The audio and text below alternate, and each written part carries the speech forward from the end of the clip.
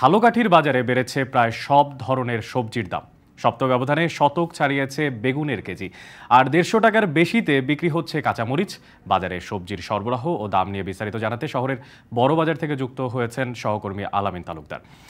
আলামিন, প্রকারভেদে সবজির দাম কেজিতে কত টাকা পর্যন্ত বেড়েছে, আর এ সময় বেগুন কাঁচামরিচের আকাশ ছোঁয়া দামের পেছনের কারণ কি দেখছেন? অনেক ধন্যবাদ। আমি সকালে কয়েকটি বাজার ঘুরে দেখেছি।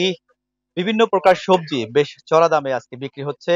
এর মধ্যে সবচেয়ে বেশি দামে বিক্রি হচ্ছে কাঁচামরিচ এবং বেগুন। এই দাম বাড়ার কারণ হিসেবে ব্যবসায়ীরা বলতে চাইছেন, গেল কয়েক সপ্তাহের তীব্র তাপদাহে এসব সবজির উৎপাদন ব্যাহত হয়েছে। এ কারণে সরবরাহ কম, তাই দাম বেড়েছে। কিন্তু কেউ বলছেন এখানে যে খুচরা ব্যবসায়ী রয়েছেন তারা অধিক যে মুনাফা একটি লাভের প্রবণতা সেটিও কিন্তু এই দাম বাড়ার পেছনে কাজ করছে। তো আজকের বাজারে বেগুন বিক্রি হচ্ছে 100 টাকা কেজি দরে। এই বেগুন কিন্তু গত সপ্তাহে বিক্রি হয়েছে 70 থেকে 80 টাকা কেজি দরে, এবং সবচেয়ে বেশি দাম বেড়েছে কাঁচামরিচের। কাঁচামরিচ গেল সপ্তাহে বিক্রি হয়েছে 100 টাকা কেজি দরে। সেই মরিচ 60 থেকে 70 টাকা বেড়ে আজকে বিক্রি হচ্ছে 170 টাকা কেজি দরে। তো এর পাশাপাশি আমি আরো দাম বেড়েছে এমন কিছু সবজির দাম জানিয়ে দিচ্ছি।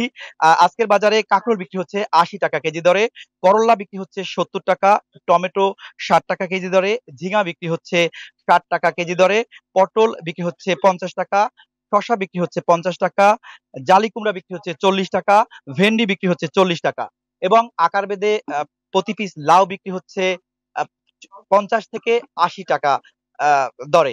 এছাড়া অন্যান্য যেসব সবজি রয়েছে তারও কিন্তু দাম চড়া রয়েছে। তবে ব্যবসায়ীরা বলছেন আ আ এ এই এই তাপদাহের কারণে যে আ সবজির উৎপাদন ব্যাহত হয়েছে, এর পরে যদি সবজির আবার উৎপাদন আসে এবং সরবরাহ বাড়ে তাহলে দাম কিছুটা কমতে পারে।